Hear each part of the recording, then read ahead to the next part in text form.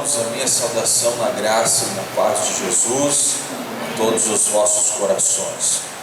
Nossa gratidão de poder regressar aqui com os irmãos, estar participando, mais uma vez cultuando o Senhor, pois que eu sempre, quando chego em um lugar para pregar, em primeiro lugar eu venho na condição de adorador, e pregar é um segundo plano. E me sinto feliz, agradeço as boas-vindas, louvo a Deus pela vida do pastor Disseu e por esta família abençoada que Deus tem presenteado aos irmãos aqui, como líder, como pastor, todos os obreiros, os músicos, Deus abençoe. O senhor sabe, Deus é testemunho da nossa alegria, e tem nos dado uma amizade muito saudável. Estávamos ali conversando das coisas de Deus, e é sempre bom ter companheiros como o pastor Disseu. Quantos ainda querem ouvir uma palavra de Deus? Amém. Então vamos compartilhar um texto que nós encontramos no livro de Juízes,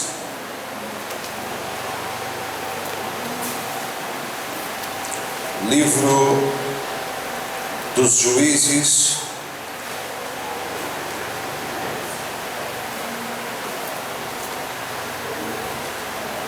capítulo de número 11,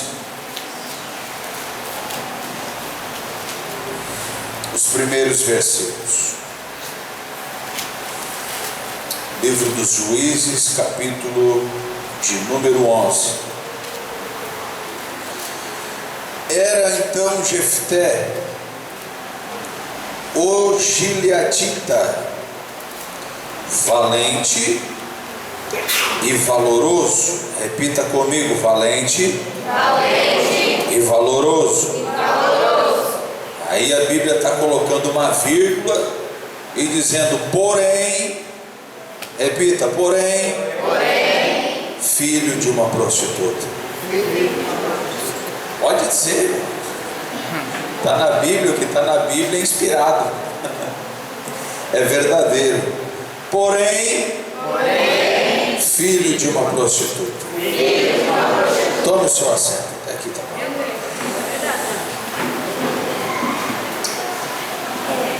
Lendo esse texto, eu me reporto para os nossos dias e começo a observar e a perceber que as pessoas costumam olhar mais para os defeitos uns dos outros do que propriamente para as virtudes. Isto é, humanamente falando, uma falha do ser humano.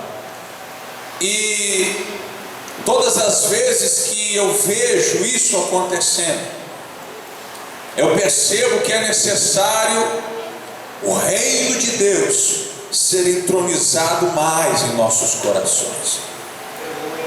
Observe que o texto está dizendo que ele era um gileadita. Jefté era um gileadita da tribo de Gileade, um dos filhos de Jacó, detentor das promessas de Deus. Ele era valente, diga valente. Ele era valoroso, diga valoroso. Vírgula, porém filho de uma prostituta. Parece que os defeitos, eles sobressaem as virtudes. Parece que os defeitos, eles apagam, eles destroem, eles aniquilam as virtudes. E isso é uma coisa que não é de Deus. Isso é uma coisa que na nossa falha visão humana precisa ser mudado. A Bíblia diz que ele era da tribo de Gileade, que ele era valoroso, valente. Olha o que diz no versículo 2: também a mulher de Gileade lhe deu filhos, e sendo os filhos desta mulher já grandes, repeliram a Jefté e lhe disseram: não herdarás em casa de nosso pai, porque és filho de outra mulher. Então fugiu Jefté de diante de seus irmãos e habitou na terra de Tobi. Ele teve que ir embora, saiu de casa, praticamente foi descartado pelos seus irmãos, ele foi abolido como herdeiro, e os seus irmãos disseram assim: olha, tu não vai ter parte conosco na herança de nosso pai, porque tu és filho de uma prostituta, tu não tem direito. E assim eles praticamente expulsaram Jefté, e ele foi embora para a terra de Tobi. Queridos, a Bíblia, ela nos apresenta a visão do nosso Deus. Quando Deus foi escolher um homem segundo o seu coração, Deus estava enxergando uma visão de reino, enquanto os homens que naquele tempo, inclusive o profeta Samuel, como eles eram vizinhos dos filisteus, e os filisteus eram os homens grandes, altos, guerreiros de natureza, aprendiam a manusear a espada antes de pegar uma chupeta. Os filisteus eram assim: antes de dar a chupeta para a criança, eles davam a primeira espada para aprender a manusear. Eles eram guerreiros natos. Como eles eram grandes, Israel pensava assim: nós precisamos de guerreiros grandes, altos, musculosos, fortes, de bíceps enormes, que saibam manusear as espadas desde criança. Aí quando eles olhavam para Davi, nunca vai ser um grande guerreiro, porque esta era a visão deles, de escolher guerreiros grandes e fortes. E naquele tempo Deus já falava com Samuel e dizia: eu não enxergo como o homem enxerga, mas eu olho para o coração. Deus, ele não enxerga como nós enxergamos. Quando nós enxergamos Davi, nós vemos ele é pequeno demais, ele é ruivo, ele é o último dos irmãos, ele não é o primogênito, então não serve para ser rei em Israel. Mas quando Deus olha para Davi, Deus enxerga nele desejo, Deus enxerga nele vontade, e é tudo que Deus precisa. Deus não precisa de altura, Deus não precisa de aparência, Deus não precisa de beleza nem de formosura. Deus só precisa de um sentimento e de um desejo no seu coração. Se houver isso, Deus vai fazer de você uma máquina de ganhar almas e de adorar ao seu santo nome. Dá um pouquinho mais de retorno para mim aqui, querido. Deus encontrou isso em Davi. Vamos caminhar um pouquinho na Bíblia. Quando os discípulos chegaram e encontram Jesus conversando com uma samaritana, a Bíblia diz que eles se maravilharam.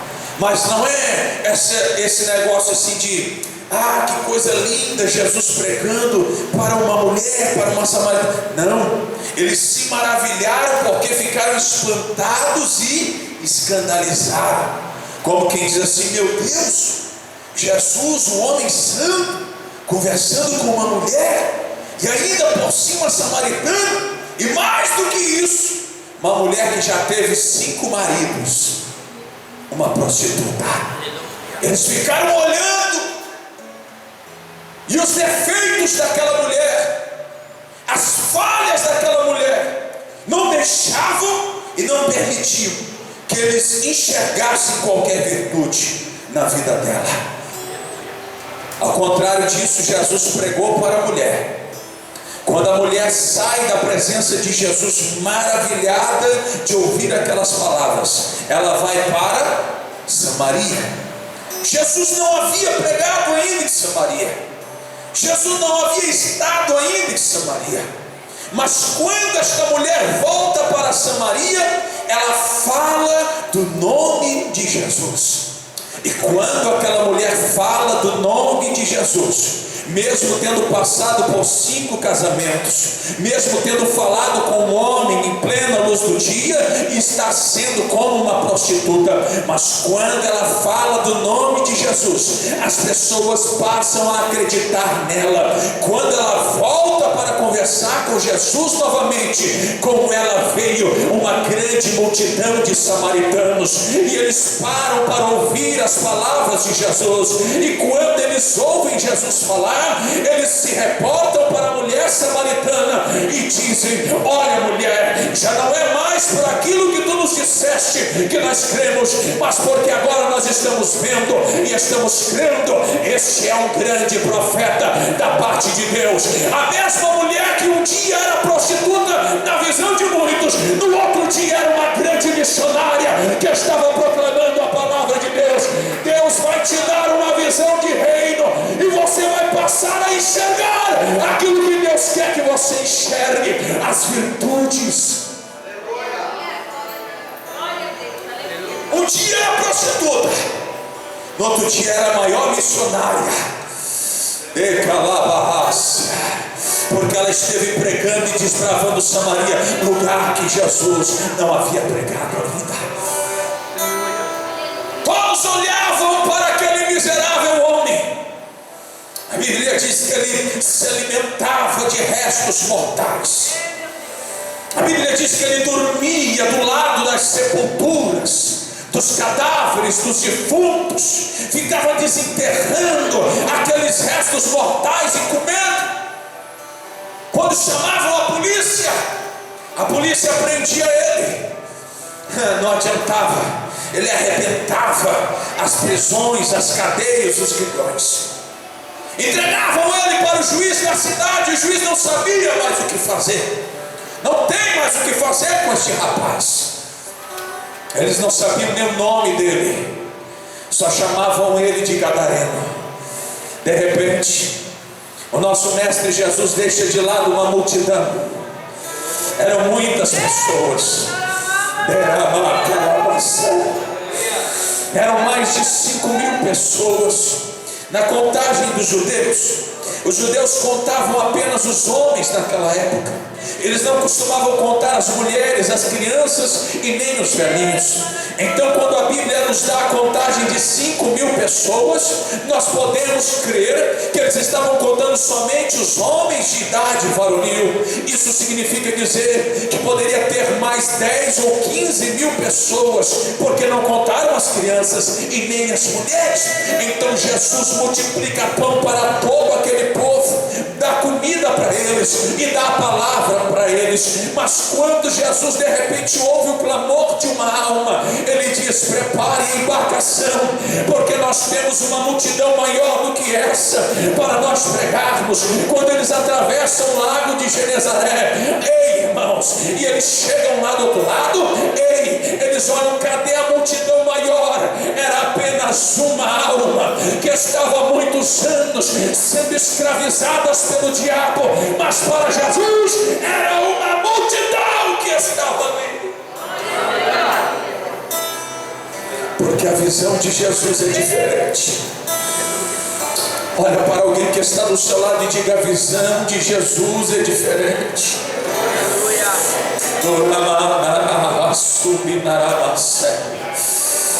E de repente Jesus, ele expulsa aqueles demônios.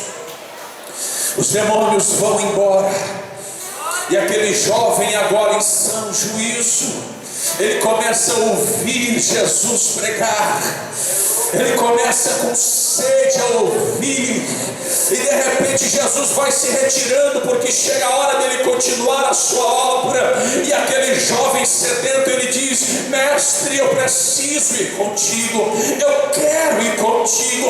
Eu quero ouvir mais de ti. Jesus diz: não, agora tu não precisa ouvir mais nada. Agora tu tem que voltar para a tua família. Tu tem que voltar para Gadara e falar das coisas que te aconteceram aqui. O mesmo que estava sendo desprezado pelo juizado daquela época, o mesmo que a polícia não conseguia controlar, agora era um missionário que estava falando do reino de Deus. Ei, enquanto muitas muitas pessoas desprezam, para Deus é uma ferramenta de trabalho nas mãos dele. Pode ser que para algumas pessoas você não vale mais nada, você caiu no desprezo, mas para Deus você é uma ferramenta que ele quer usar nas suas mãos. O reino de Deus é diferente, a visão de Deus é diferente, porque quando ele olha para nós, ele não olha como nós olhamos. Quando nós olhamos para uma pessoa, a gente olha para os olhos, olha para o nariz, diz: é muito grande esse nariz. Olha para o cabelo, está maltratado esse cabelo. Olha para o corpo, diz: é muito gordo ou é muito magra. Olha para as roupas, diz: está fora da moda, não serve. Olha para o calçado, diz: que calçado judiado, feio. Poderia ter um calçado melhor, porque essa é a nossa natureza.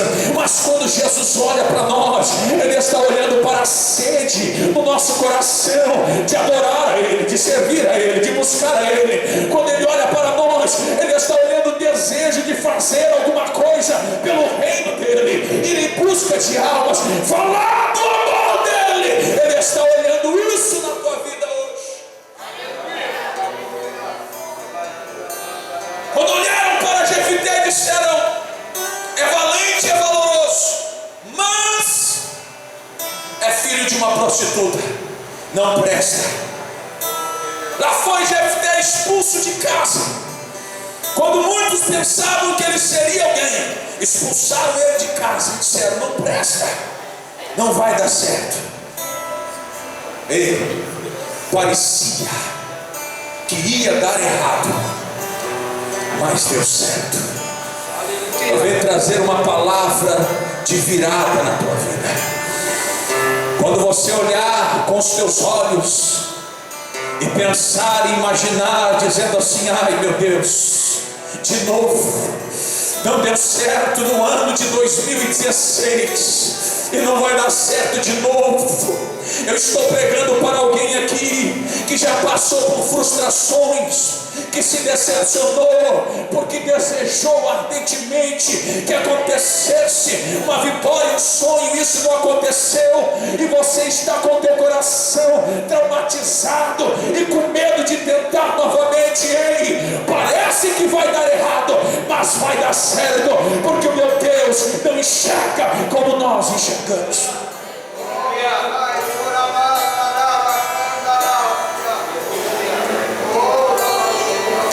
Um dia Abraão chama o seu sobrinho Ló e diz a ele: Ló, nós precisamos nos separar, porque os nossos pastores estão brigando.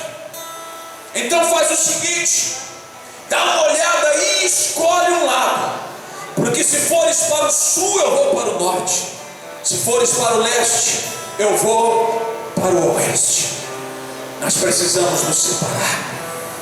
E a Bíblia diz que Ló, ele levanta o seu olhar e ele enxerga as campinas do Jordão. Ele olha e ele diz: olha ali, dá para plantar, a terra é fértil. Olha ali, tem uma cidade rica, próspera, Sodoma e Gomorra. Eu vou para lá, porque lá eu vou me dar bem, lá eu vou enriquecer, lá o meu gado vai aumentar. Enfim, a visão de Ló é essa. Como Abraão disse: se tu fores para um lado eu vou para o outro. Abraão vai para as regiões montanhosas, não tem como plantar, é difícil o pasto, é difícil o acesso, é difícil para habitar. Escute, na visão humana tudo é difícil, era difícil. Mas quando Ló chega em Sodoma e Gomorra, terra depravada, terra entregue às moscas, a Bíblia diz que o pecado cheirava mal às narinas de Deus. Ló perdeu a sua esposa, Ló perdeu as suas filhas, Ló perdeu a sua família e teve que sair fugido. Enquanto que Abraão estava em um lugar difícil de sobreviver, mas lá onde ele estava na visão humana, ele tinha comunhão com Deus. E a sua comunhão era tão grande que quando ele diz assim: Deus, se houver pelo menos 50 justos, não destrua Sodoma e Gomorra, pelo amor dos 50 justos. Quando Abraão ora desta forma, ele faz Deus pensar, ele faz Deus esperar, e ele continua falando com Deus e fazendo Deus esperar. Deixa eu lhe dizer uma coisa: não importa se você está prosperando ou está andando para trás, o que importa é quando você orar, Deus vai esperar a sua oração, Deus vai ouvir a sua voz. Aquele teu familiar que ainda não veio para Cristo, ele depende das tuas orações, ele depende da tua intercessão. O que você quer dizer, pastor Rodrigo? Eu quero te dizer o seguinte: que não importa a situação financeira que você está vivendo hoje, o que importa é que você continue adorando, orando, intercedendo e fazendo a obra daquele que te chamou. A visão humana é diferente da divina. Quando Moisés chega diante da terra prometida, ele escolhe 12 varões, representando as 12 tribos, cada um representando a sua tribo. Acontece que esses homens, esses varões escolhidos para espiar a terra, eles não eram qualquer um, eles não eram alguém tirado na sorte, eram varões valorosos, varões de guerra, homens experimentados. Eles eram líderes, eram príncipes, cada um da sua tribo.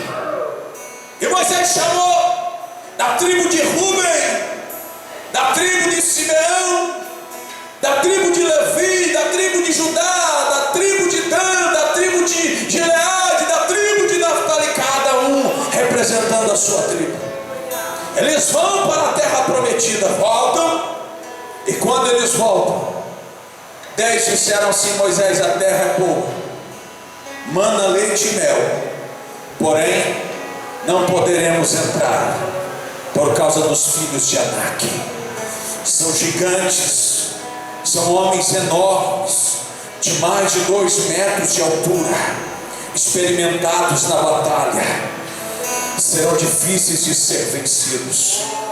Porém Josué e Caleb disseram: se Deus prometeu, Ele será conosco.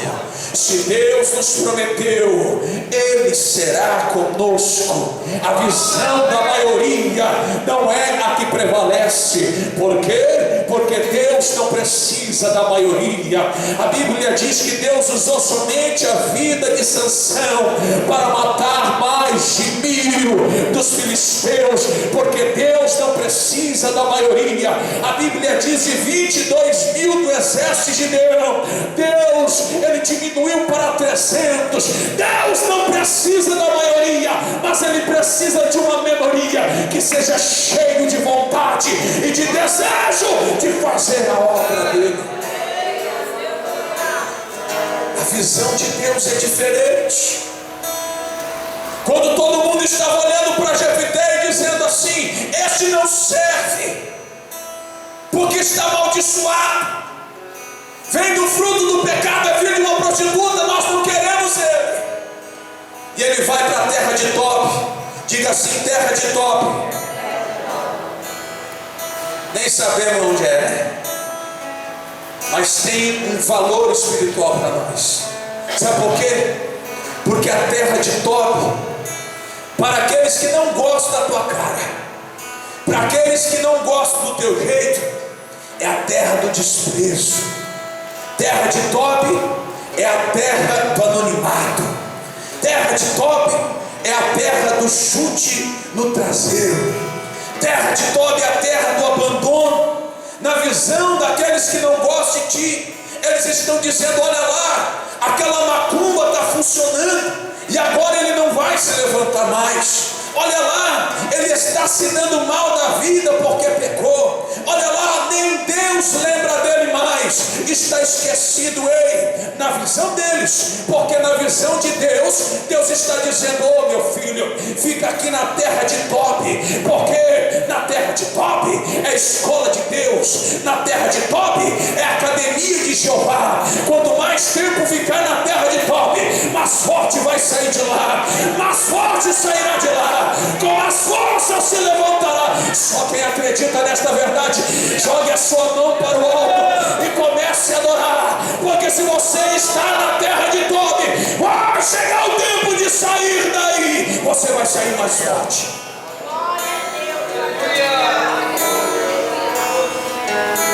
Foi assim que aconteceu com Mefibosete.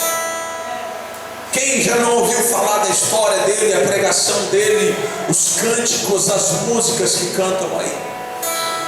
Que ele ficou lá em Lodebar, que significa sem pasto.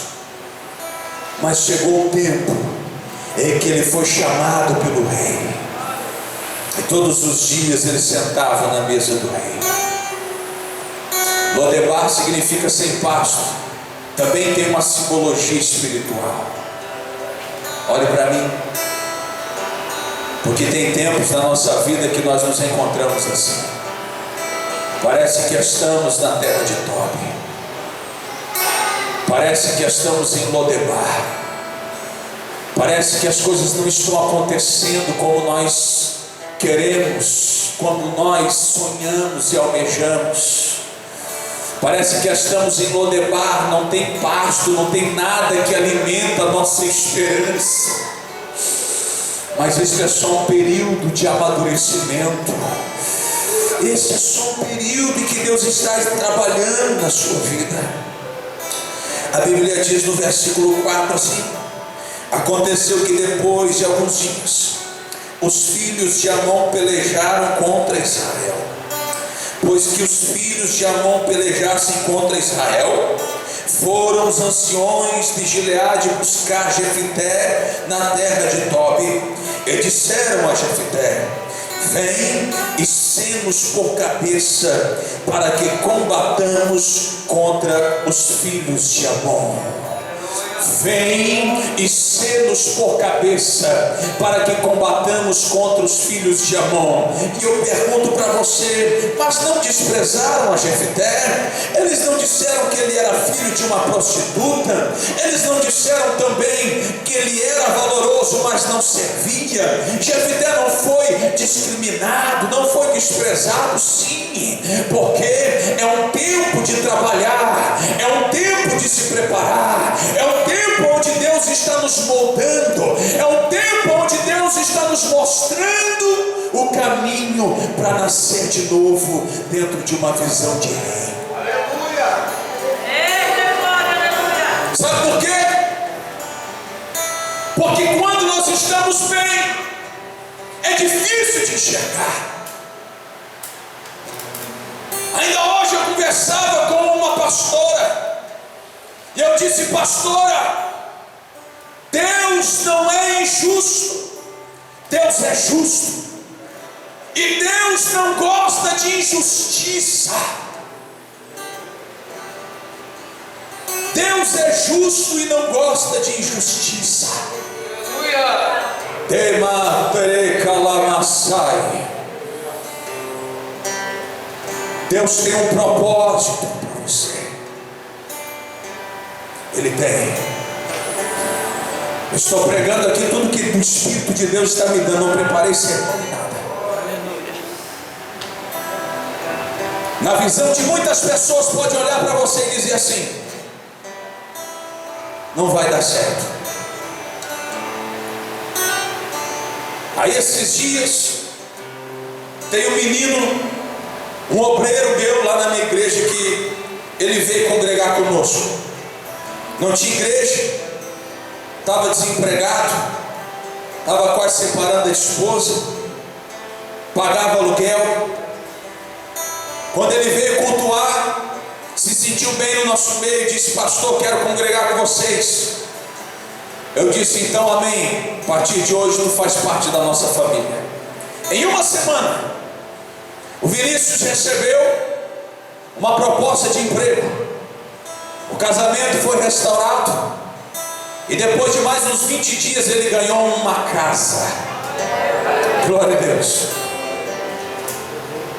Aí de repente ele diz assim: pastor, eu não sei o que acontece, porque ele tem 2 filhas. A Esther é uma menininha bonitinha, do lábio carnudo, de olho verde.